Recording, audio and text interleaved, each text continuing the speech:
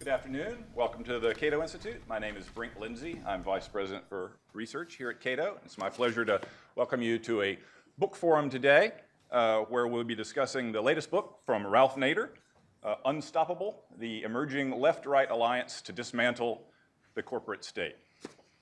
Yeah, you heard that right. Ralph Nader is speaking at the Cato Institute. And that little popping sound you hear is heads exploding all over Washington. The same sound you hear when people discover for the first time that the Koch brothers oppose the drug war and support drug legalization. Because when you look at the world through ideological spectacles and see everything in terms of left versus right, a lot of the most interesting things in the world become invisible. In particular, if you look back at recent American history, important parts of the story get lost. So when we think back to the 1960s in opposition to the military draft, we think of this as a heroic left-wing cause, and student radicals opposing the war and conscription. But the other part of the story is that one of the most influential opponents of military conscription was none other than Milton Friedman, leader of the Chicago School and economic advisor to Goldwater and Nixon, but who had long opposed the military draft, had made the case against it in his seminal Capitalism and Freedom, and then served on the Nixon administration's Gates Commission, which paved the way to the move to an all-volunteer army. Looking back over at the end of his life, Friedman said that his proudest policy accomplishment was his role in ending the draft. Likewise, when we look back at the heyday of deregulation, what do we think of? We think of Ronald Reagan and the rise of conservatism, when in fact many of the most important deregulatory initiatives of the 70s and 80s occurred during the Carter administration. And indeed, airline and trucking deregulation, the leader in Congress was none other than Ted Kennedy and his young aide, Stephen Breyer. And one of the most influential supporters outside of Capitol Hill was none other than our guest today, Ralph Nader.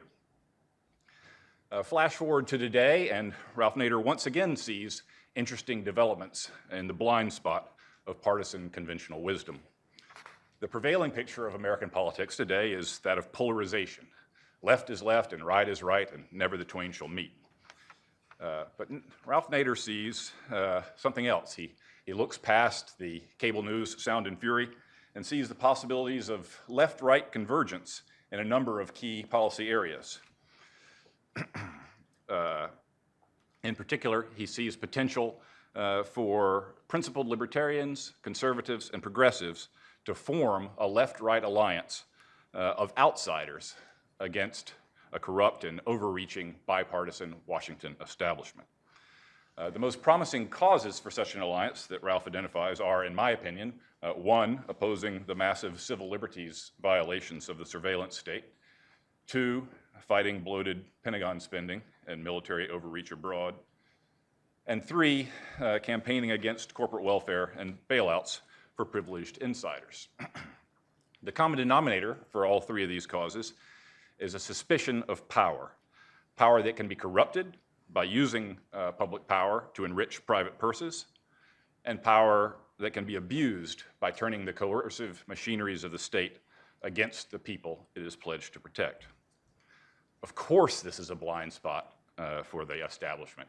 If there's one thing that Washington insiders are united on, it's love of power and a complete lack of suspicion of power. Oh, sure, there's suspicion of the other guys having power, but power in the abstract is just fine for Washington insiders. The only trick is making sure it's in the right hands. But for libertarians, suspicion of power is in our DNA. So any effort to reorient politics in this direction should come as welcome news on our part. And for my part, I can't think of a better leader from the progressive ranks than Ralph Nader, whose whole career has been characterized by a principled opposition to unchecked power. Notably, in recent years, it's easy to find people on the left criticizing civil liberties abuses during the Bush administration They got a lot more silent, the people on the left, during the Obama administration. But Ralph Nader has maintained and even raised the decibel level as civil liberties abuses have been consolidated and expanded. Of course, Ralph Nader and libertarians have real differences, and those differences are rooted in different conceptions of the power to be worried about. Ralph is much more worried than I am about corporate power, and we libertarians tend to worry more about expansions of government power than Ralph does in particular instances. But what we can certainly agree on is that when big business and big government get in bed together, we're very unlikely to ooh and ah over the baby pictures. In any event, libertarians are a tiny minority in American politics, and so when anybody wants to extend a hand to us, I believe it behooves us to be hospitable, and hence today's event.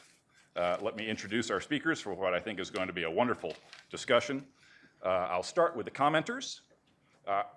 After Ralph speaks, our first commenter will be Dan McCarthy, who is the editor of The American Conservative, a magazine which, of direct relevance to today's proceedings, has served as a standard bearer for realism and restraint in foreign policy, in contrast to the more bellicose tendencies that have recently been dominant in conservative thinking. I mention this with special humility, as Dan was right about these things back when I was dead wrong. It took the dismal experiences of occupying Afghanistan and Iraq to beat the old Cold War hawk out of me. In addition to his work at the magazine, he has written for numerous other publications, including The Spectator, Reason, Modern Age, and he even worked on the 2008 Ron Paul campaign.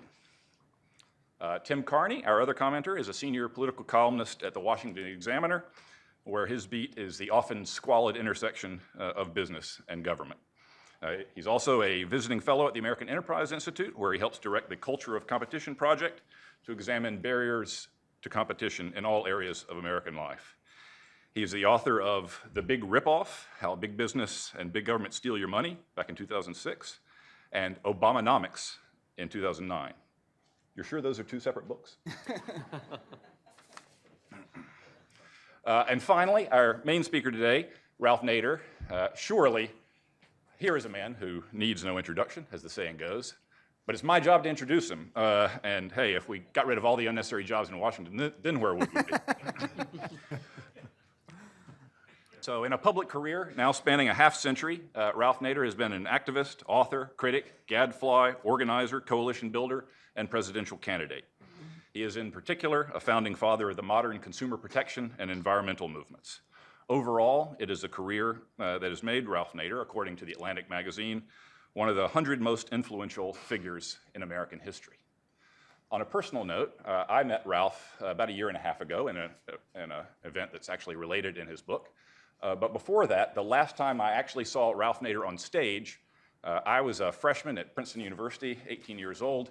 My roommate and I, both very libertarian and at the time very rah-rah pro-Reagan, went to go see Ralph Nader speak on campus with a giddy anticipation of seeing one of Satan's henchmen in the flesh. So if somehow or another my present-day self could have whispered in my 18-year-old self's ear and told them that approximately 100 years from now, you're going to host an event with Ralph Nader, my mind would have been completely blown.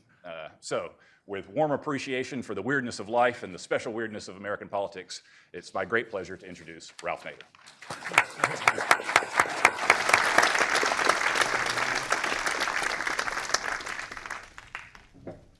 Thank you very much, Brink, and Dan and Tim, and thank you all for coming. This book is a long time in being conceived, and goes back a long ways in terms of my experience with people of different ideological labels. And it was quite clear to me many, many years ago that